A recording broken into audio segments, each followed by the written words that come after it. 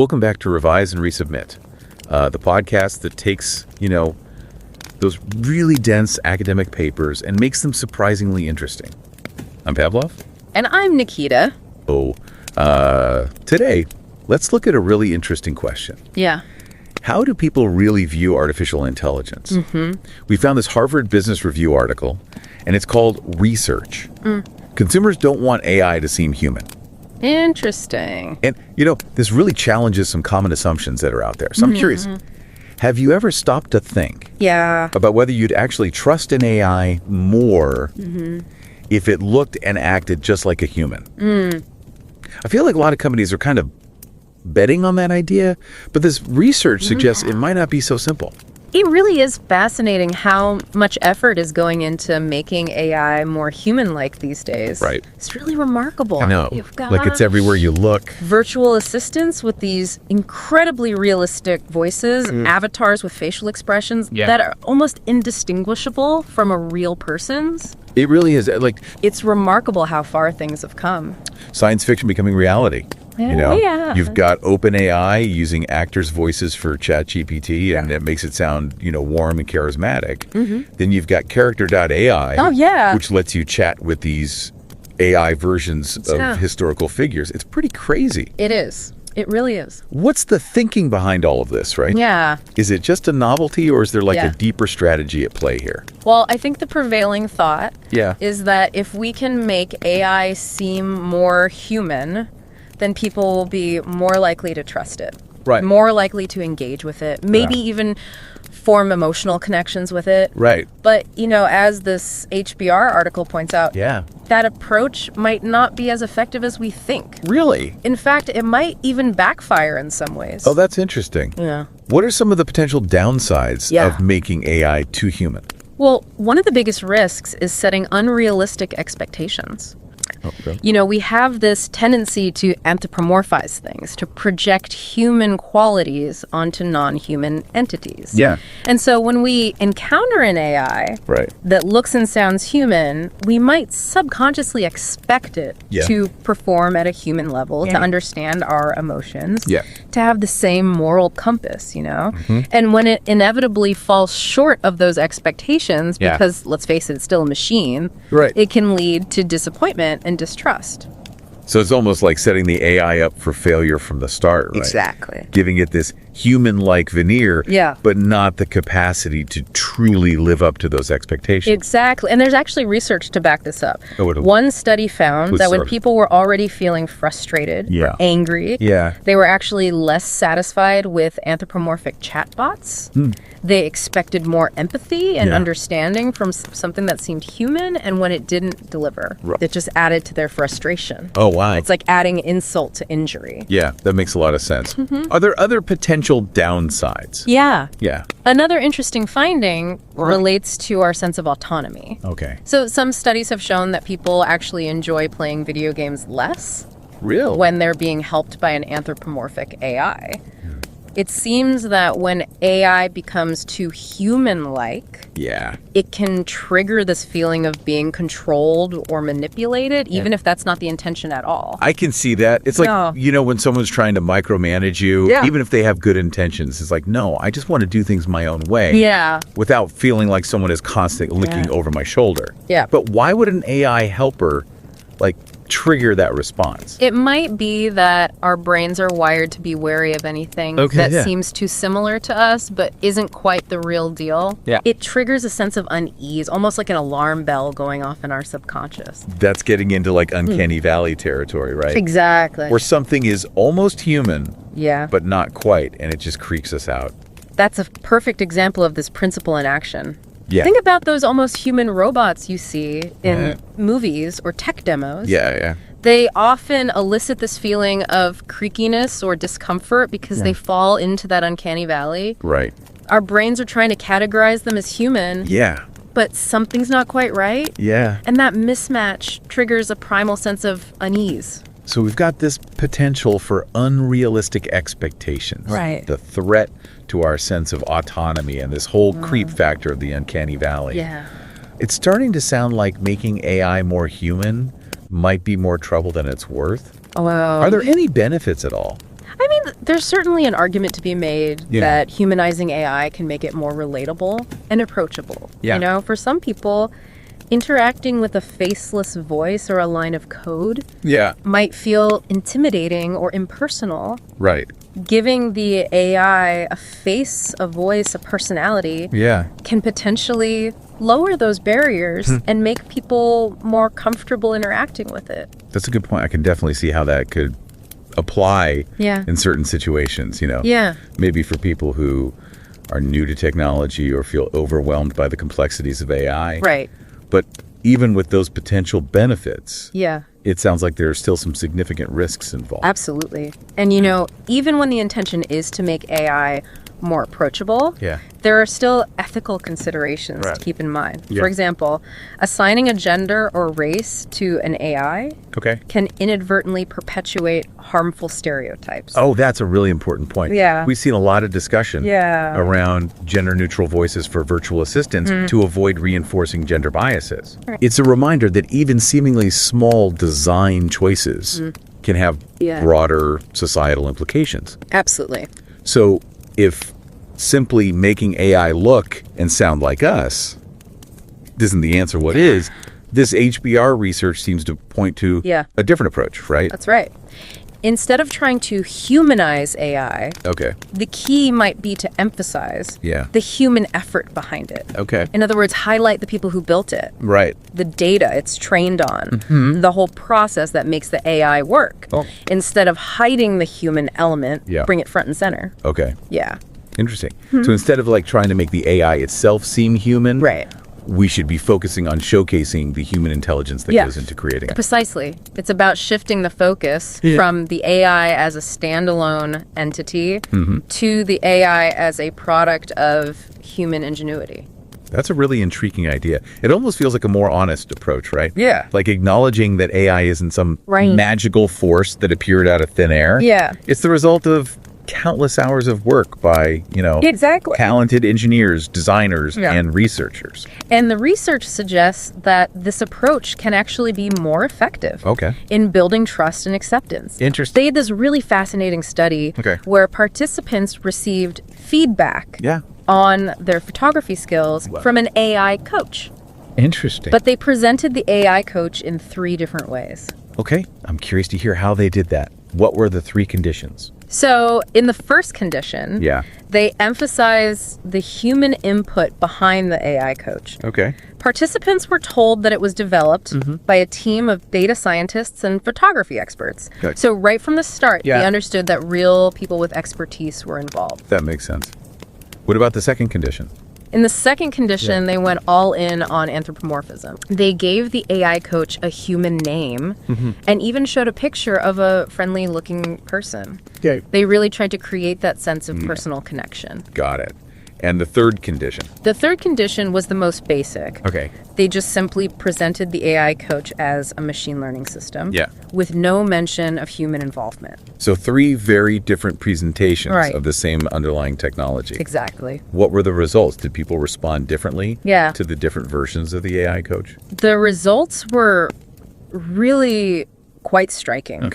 Even though the feedback itself was identical in all 3 cases, participants rated the feedback as most helpful when the human input was emphasized. So even though the AI was doing the same work in each scenario, the simple act of highlighting the human expertise behind it made a significant difference in how people perceived it. It's a powerful demonstration of how our perceptions of AI are shaped by how it's presented to us. When we understand that there are real people with knowledge and experience behind the AI, it seems to increase our trust and confidence in its abilities. It's almost like, you know, knowing that a meal was prepared by a skilled chef instead of just like thrown together randomly. Exactly. You just inherently have more faith in the quality and the care that went into it. But why do you think this emphasis on human input has such a strong effect on our perceptions of AI? Well, I think there are probably a few factors at play. One possibility is that it taps into our inherent need for understanding and control. Okay. When something feels mysterious or unpredictable, it can be unsettling. Right. But when we can see the human hand behind it, when we understand the process and the logic behind its creation, it feels less threatening and more manageable. That's a really interesting point. Yeah. It's like the difference between using a tool that you've built yourself versus using a tool that you don't fully understand. Exactly. You're naturally going to feel more comfortable and confident with the tool that you created because you know how it works and what its limitations are. And there's also the element of shared values. Right. When we see that AI is being developed by people like us, it can create a sense of trust and alignment. We're more likely to believe that the AI shares our values and is working towards goals that we support. That makes a lot of sense, especially in today's world where there's so much concern about AI being used for unethical purposes or even becoming a threat to humanity. You know, if we can see the human faces and hear the human stories behind AI, it can help to alleviate those fears and build a more positive and collaborative relationship with this technology. But how can companies actually put this into practice? Well, it's one thing to talk about highlighting human input, but how do you actually do it in a way that feels authentic and meaningful? That's a great question. And it's something that companies are still figuring out. But there are definitely some promising approaches emerging. One key tactic is simply being more transparent about the development process. Instead of hiding the human element behind the scenes. Bring it front and center. Share information about the teams of engineers, designers, and researchers who are working on the AI. Explain the data that's being used to train it and the ethical considerations that are being taken into account. So kind of like those behind-the-scenes documentaries that show you how a movie was made or a product was designed. Give people a glimpse into the human effort that goes into creating these AI systems. It's about pulling back the curtain and showing the human faces behind the technology. And it doesn't have to be like overly technical or complicated, You can use simple language and relatable stories to connect with people on an emotional level. I like that idea. Yeah. It's about making AI more relatable and understandable by showing the human passion and creativity that drives its development. Are there other tactics that companies can use? Another effective approach is to use storytelling to highlight the human impact of AI. Instead of just talking about algorithms and data points, share real-world examples of how AI is being used to solve problems, improve lives, and make a positive difference in the world. That's a powerful idea. It's about moving beyond the technical aspects of AI and showing how it's actually being used to benefit people in tangible ways. Exactly. It's like the difference between reading a textbook about medicine and hearing a doctor tell a story about a patient whose life they saved. The story brings the information to life. Exactly. And stories are incredibly effective at building empathy and connection. They help us to see the world through someone else's eyes and understand their experiences on a deeper level. So by sharing stories about the people who are building and using AI, we can create a more human-centered narrative around this technology. Those are some great ideas. It sounds like there's a real opportunity for companies to differentiate themselves by showcasing the human element in their AI. But I do have one concern. What's to stop companies from just faking it?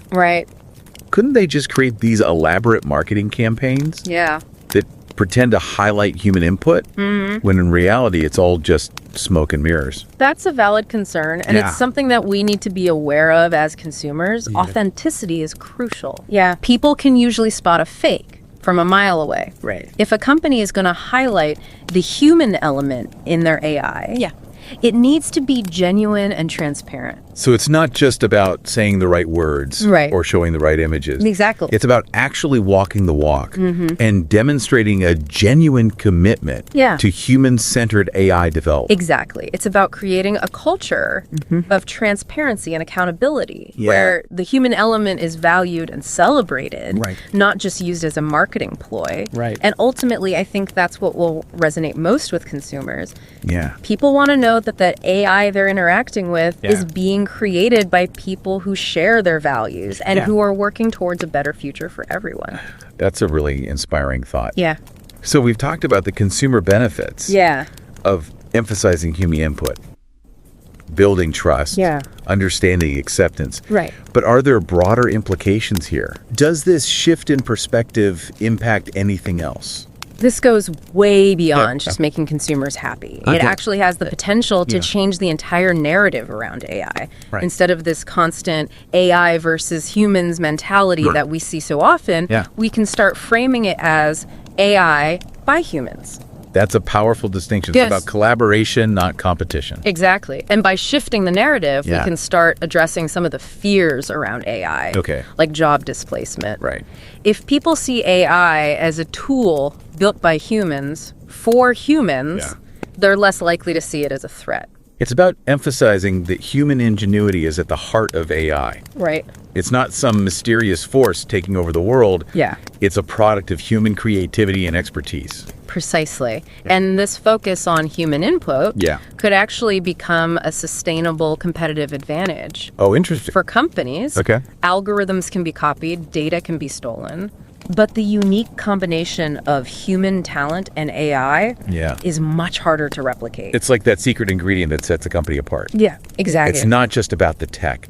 It's about the human brilliance behind it. And there's one more crucial benefit that we can't overlook ethics by acknowledging the human element in AI.